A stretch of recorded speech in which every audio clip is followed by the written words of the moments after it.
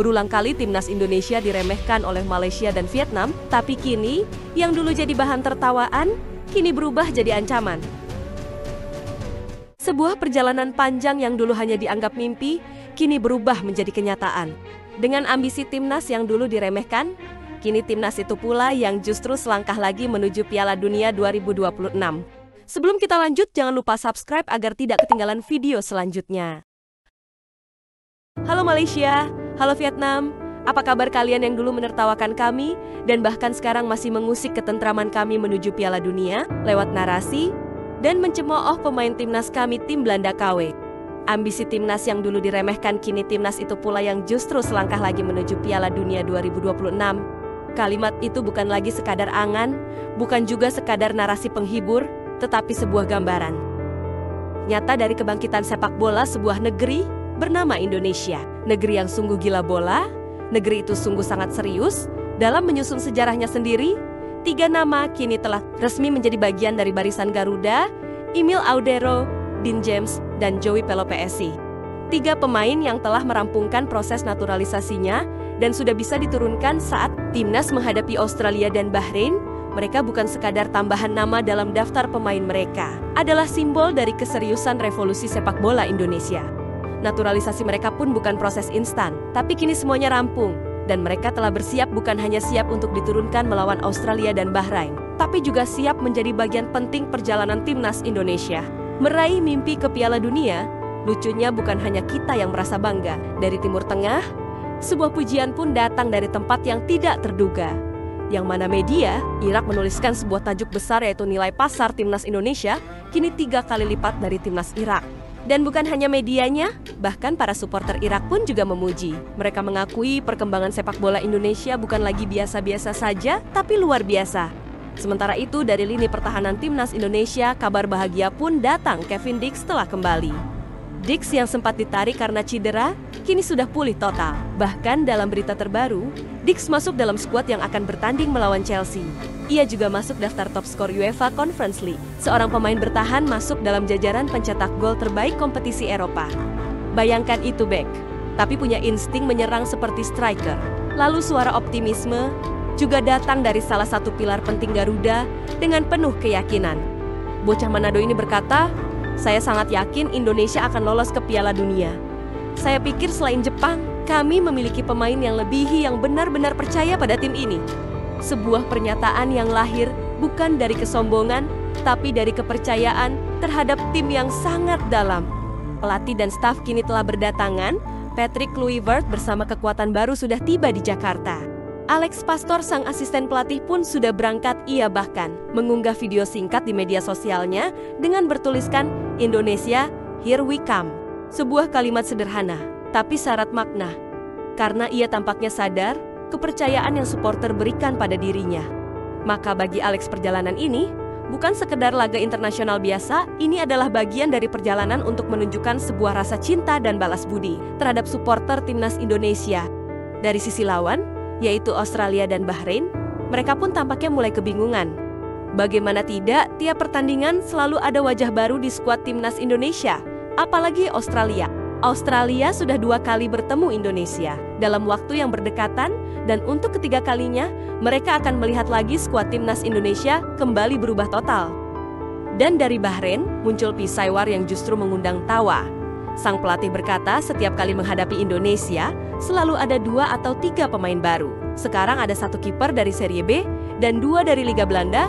Sepertinya kami akan melawan timnas Belanda, bukan Indonesia. Tak hanya para pemainnya yang lucu, pelatihnya pun terlihat sama. Ia menganggap ini adalah Pisaiwar, tapi bagi supporter timnas Indonesia, ini adalah bentuk ketakutan mereka yang terselubung, karena dalam hatinya ia tahu Indonesia bukan lagi tim yang mudah ditaklukkan. Dan kalaupun Indonesia disebut timnas Belanda, apakah ada pemain Belanda yang bisa menyanyikan lagu Indonesia Raya dengan air mata di matanya? Apakah mereka bisa merinding saat menyanyikan lagu kebangsaan negeri yang kini mereka bela? Jadi Saiwar mereka tidak berarti apa-apa bagi timnas Indonesia. Dari sektor penjaga gawang Indonesia, kini punya kekuatan yang baru yang tidak terduga. Dialah Emil Audero, kiper termahal kedua se-Asia. Ia pernah berdiri di bawah mistar gawang Juventus, Inter Milan, dan Sampdoria. Ia pun juga kerap kali berduel melawan seorang CR7. Dan kini, pemain itu akan berdiri di bawah Mistar Garuda. Di lini belakang, JIC semakin menggila. Ia masuk dalam Best 11 Serie A versi SofaScore. Bayangkan, ada nama pemain Indonesia disandingkan dengan 10 nama pemain-pemain terbaik di Serie A. Dan kini berdasarkan data transfer market, nilai pasar skuad Indonesia mencapai 639 miliar. Siapa yang menyangka, timnas yang dulu hanya jadi main-mainan oleh Malaysia, Thailand, dan Vietnam, kini berubah menjadi tim yang ditakuti. Yang dulu diremehkan kini dihormati, yang dulu jadi bahan tawa justru kini jadi kebanggaan Asia Tenggara.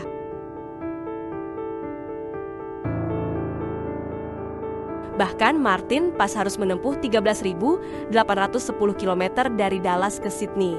Penerbangan non-stop selama lebih dari 17 jam hanya untuk mengenakan jersey Garuda. Apa itu namanya? Kalau bukan cinta timnas Garuda. Sementara itu seorang pemain yang sempat disisihkan kini kembali bersinar. Ia dialah Sandy Walsh. Kini ia membela Yokohama Marinos dan sukses melaju ke babak besar ACL Elite. Kemungkinan besar mereka akan menghadapi Al Nassr, klub yang ada Cristiano Ronaldo di dalamnya. Dari yang dulu diragukan, kini Sandy bersiap menantang legenda dunia. Inilah metamorfosis sepak bola Indonesia. Namun perjalanan ini bukan semata tentang kemenangan. Ini identitas tentang sebuah bangsa yang perlahan berdiri di panggung dunia. Kita mungkin sempat tertinggal, kita sempat dihina, dibilang tim pelengkap tim Asia Tenggara yang hanya jadi batu loncatan. Tapi sekarang, siapa yang berani berkata demikian?